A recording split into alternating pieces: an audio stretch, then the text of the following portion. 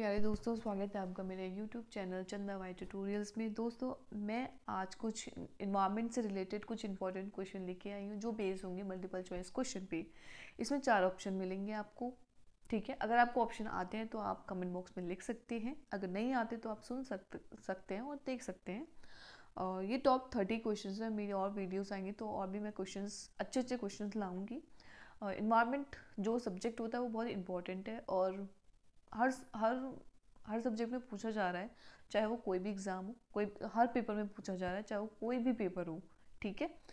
तो चलिए बढ़ते हैं पहले क्वेश्चन की तरफ। तो पहला जो क्वेश्चन है, the national environment research institute is located, कहाँ पे लोकेटेड ये आप बताएंगे मुझे।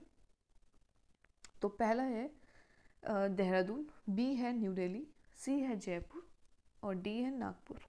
तो इसका जो आंसर है वो होगा नागपुर।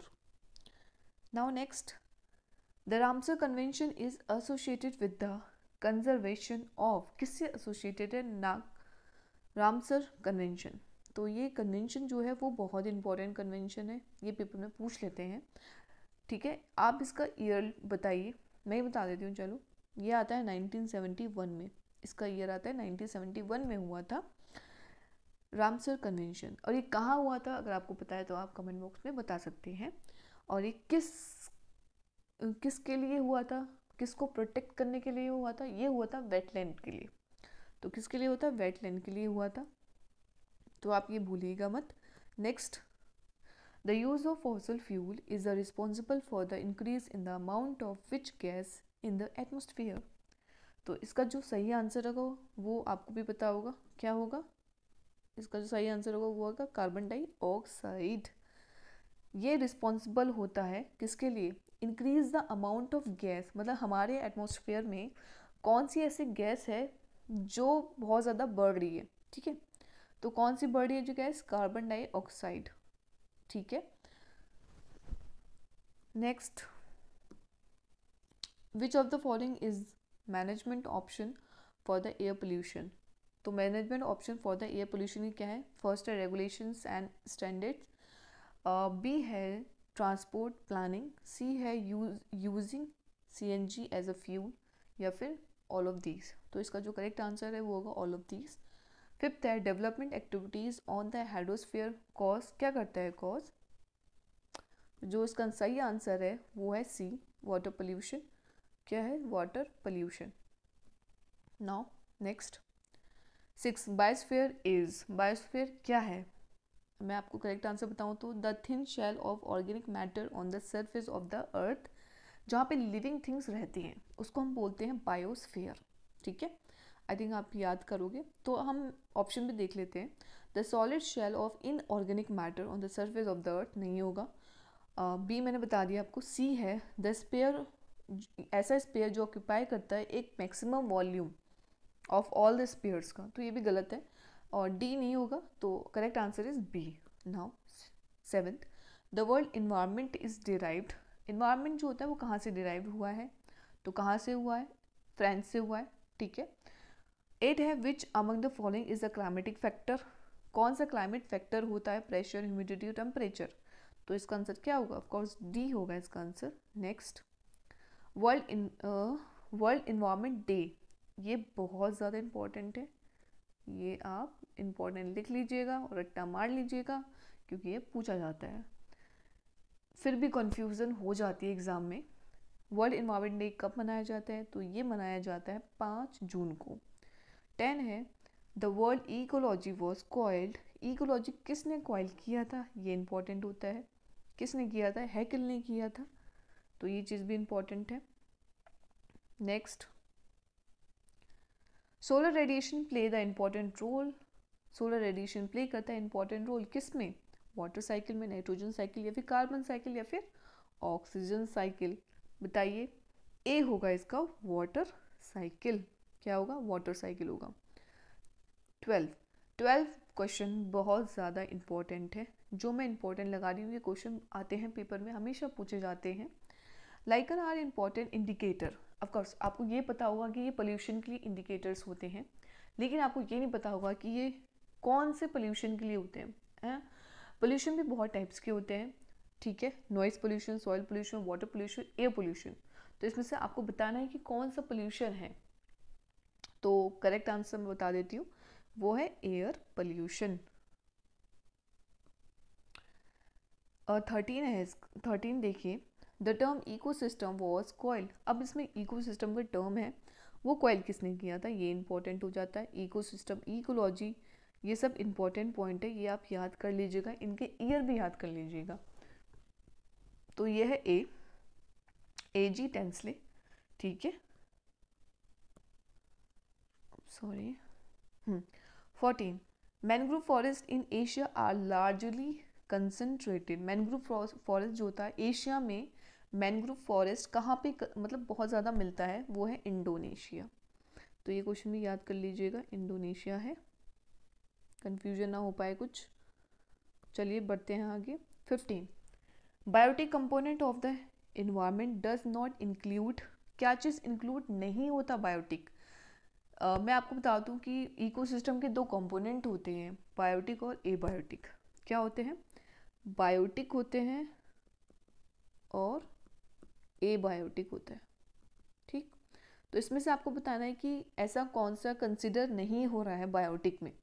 बायोटिक मतलब जिसमें लाइफ नहीं होती है, उसको हम बोलते हैं, ठीक है। तो किसमें नहीं है? सॉइल सिस्टम में बायोटिक कंपोनेंट होता है।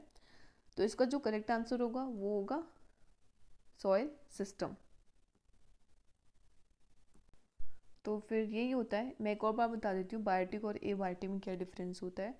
इसमें क्वेश्चन में आपसे पूछा गया है biotic component of the environment, जो बायोटिक कंपोनेंट, इन्वायरमेंट में जो बायोटिक कंपोनेंट है, इन चारों में से कौन सा नहीं है, ये आपको बताना है।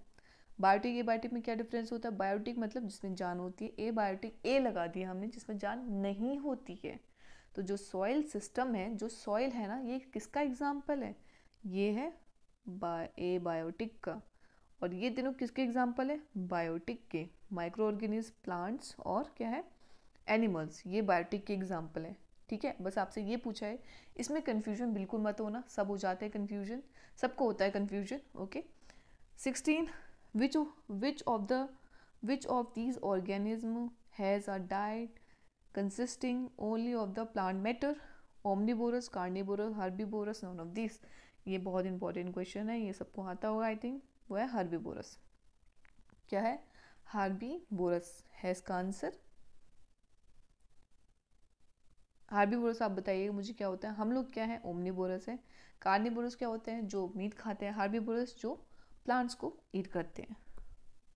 Now next, the true end of any food chain is, क्या होगा?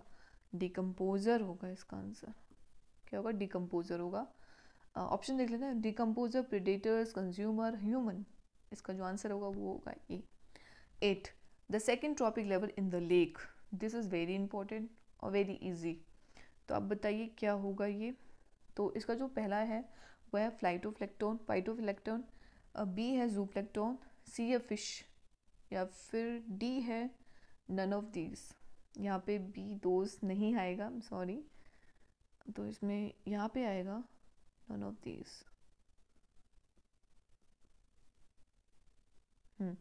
तो अब बताइए इसका करेक्ट आंसर क्या होगा। फर्स्ट, सेकंड ट्रॉपिक लेवल पूछा है तो आपको फर्स्ट ट्रॉपिक लेवल भी पता होना चाहिए। तो मैं बता देती हूँ, इसका जो फर्स्ट ट्रॉपिक लेवल होता है वो होता है फ्लाइटोफ्लेक्टोन, फाइटोफ्लेक्टोन होता है। सेकंड जो होता है वो होता है जू, क्या होता है? जू, सॉरी, जूफ्लेक्टोन होता है। जू हो गया, ठीक है। Which of these belong to the category of primary consumer in grassing food chain? तो जो इसका आंसर है वो है डी। इसमें हमें प्राइमरी ग्रासिंग फूड चेन में क्या होता है, जो प्राइमरी कंज्यूमर की कैटेगरी होती है वो आपको बतानी है। तो इसमें ऑप्शंस में पढ़ देती हूँ।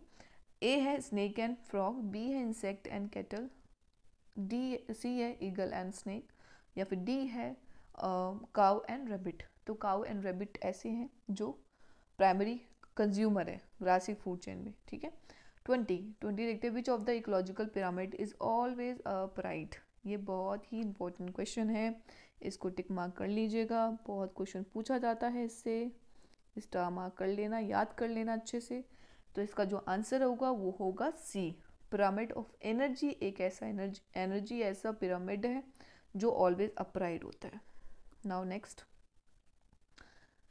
करते हैं 21 में क्या है, primary source of energy in a food web. Food web में आपको बताना है प्राइमरी सोर्स क्या होता है। सबसे पहला सोर्स क्या है, सबसे पहला सोर्स है सन। सन से ही सब कुछ मिलता है, तो सबसे पहला सोर्स क्या हो गया, सन ही हो गया ना।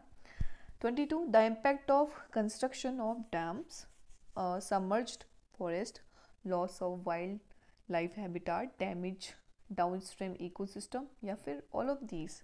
तो जो इसका करेक्ट आंसर क्या होगा, ऑल ऑफ दीज होगा।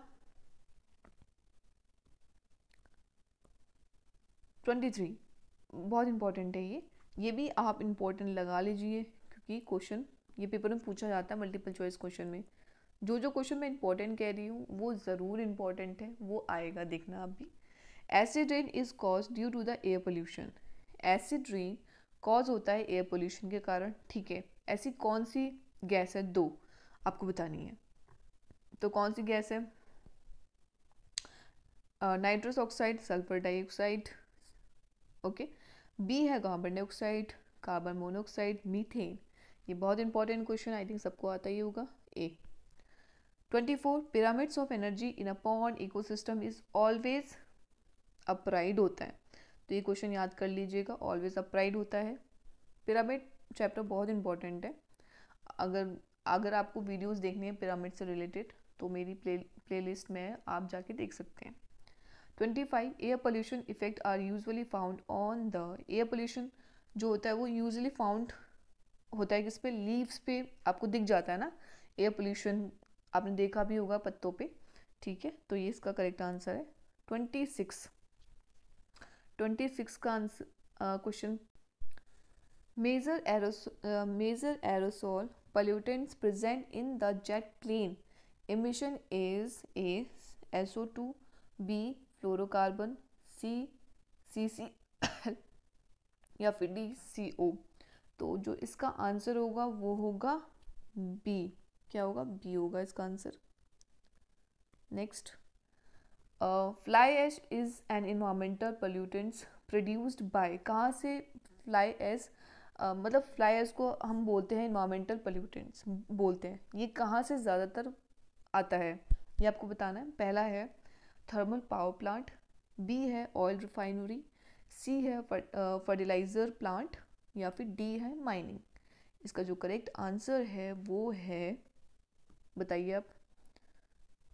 चलो मैं बता देती हूँ, इसका सही आंसर है 1 ए। 28 पे आ गए हैं हम।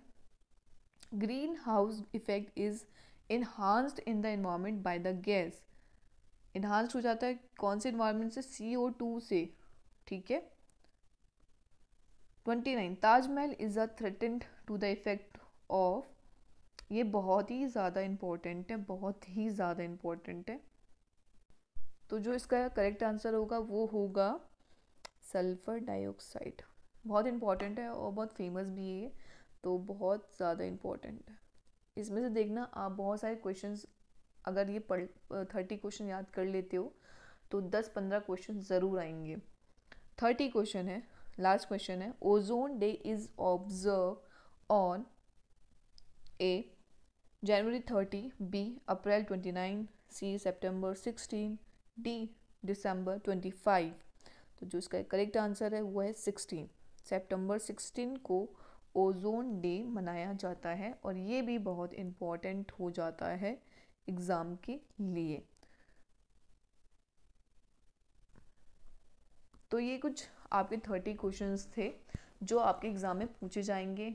मुझे पक्का यकीन है कि कुछ ना कुछ, कोई ना कोई क्वेश्चन ज़रूर फंसेगा, तो आप ये 30 क्वेश्चन रट्टा मार लीजिएगा।